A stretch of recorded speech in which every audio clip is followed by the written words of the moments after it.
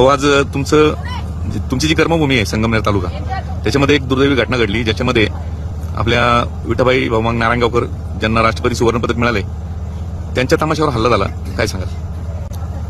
भ्याड हल्ला आहे तो. खरं तर माझ्या तालुक्यातही झालंय, याबद्दल मला खूप वाईट वाटतंय. कारण संगमनेर आणि परिसर हा रघुवीर केळकरांचा परिसर आहे तमाशाच्या बाबतीत, आणि तिथं हे असं घडावं ती खूप वाईट गोष्ट आहे. आणि सर्वात महत्वाचं म्हणजे ज्यांनी हा हल्ला केला ती मुलं म्हणजे संस्कृतीतली नसावी असं मला वाटतं. कारण एक ते गरीब माणसं असतात तमासबीर, आणि हे उतरून गावातल्या लोकांना मारहाण करूच शकत नाही. कारण दुसऱ्याच्या गावात जायचं, बोलण्याची डिरिंग नसती तर मारायची डिरिंग कशी करते? त्यांनी जे सांगितलंय पोलीस स्टेशनला तर आमच्या माणसाला या तमासगिराने मारलं, तर माझा याच्यावर मुळीच विश्वास नाही.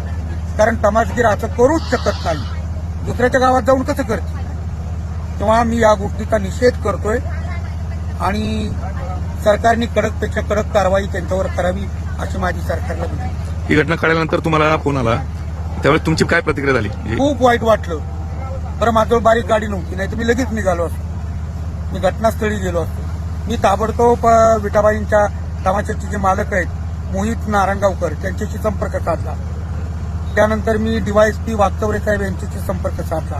त्यानंतर मी आमदार तांबे साहेबांशी संपर्क साधला, त्यांच्या कानावर ही गोष्ट घातली. बाळासाहेबांना फोन केला पण त्यांचा फोन लागला नाही. म्हणजे मी विविध ठिकाणी या गोष्टीचा ताबडतोब फोन करून बाळासाहेब थोरात तर विविध ठिकाणी मी फोन केले, परंतु माझा संपर्क त्यांच्याशी होऊ शकला नाही.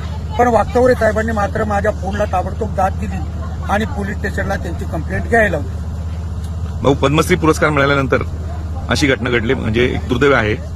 परंतु तुम्ही याच्याकडे कसं बघता की आता तुमच्याकडे जबाबदारी आलेली आहे, कारण तमाशा कलावंत जे आहेत किंवा तमाशा फडमालक आहे तुमच्याकडे वेगळ्या नजरेने बघतात, तुमच्याकडून खूप त्यांना आशा आहे, त्यांना न्याय पाहिजे.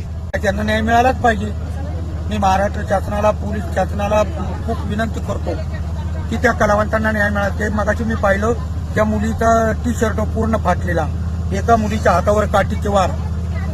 नाही हो, महिलांवर नाही.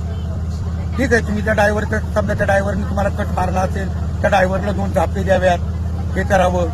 पण एवढा मोठा अन्याय नाही घडला पाहिजे महाराष्ट्रात.